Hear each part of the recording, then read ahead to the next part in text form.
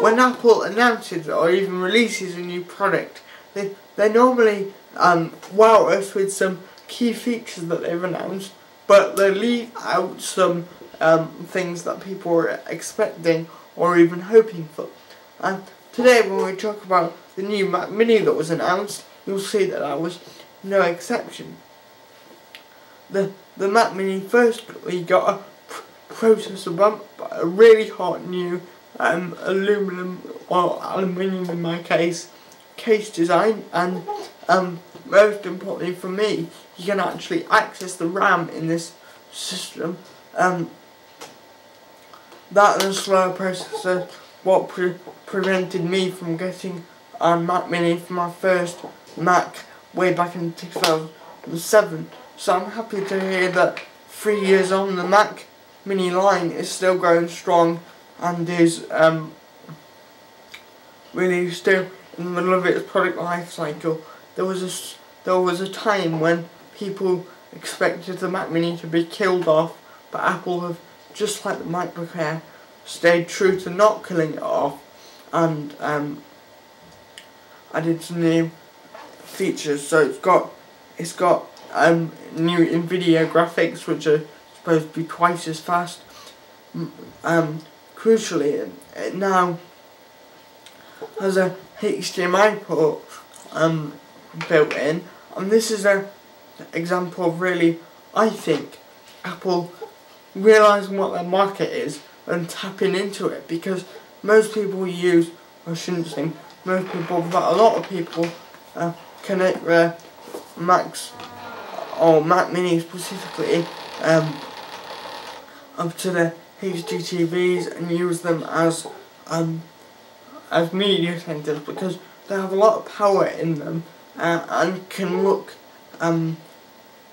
minimalist and slick in a media center environment. Well, now Apple has realised this, and not only have they now got a mini display port like they did previously, and do have on all their other systems. This is the first Mac to actually usher in a HDMI port onto the Apple line of devices. This is before the iMac, the MacBook, and some of the more pro Apple products that have traditionally surpassed the Mac Mini. The Mac Mini is the first one to usher it in, because that's really where it's needed, and that's what it's used for home theatre systems. So that's why it's been ushered in. It also has support for macOS 10 server. Some people use it as servers, although I personally couldn't see the utility of using a Mac Mini as a server, but there you go, you have Mac Mini's server functionality. The top end of the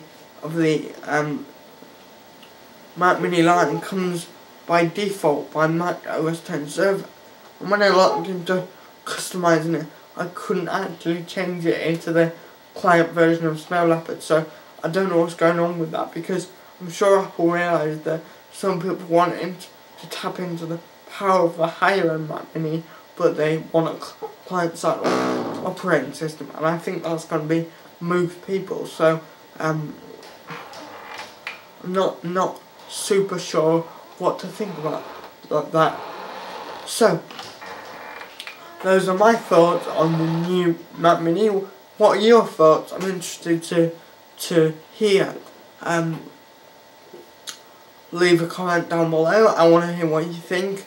If you like this video, please like it down below, and subscribe if you want to. Also, if you want to check out some more content that I've done, you can go over to my written blog, some kind of more detailed or analytical content over there.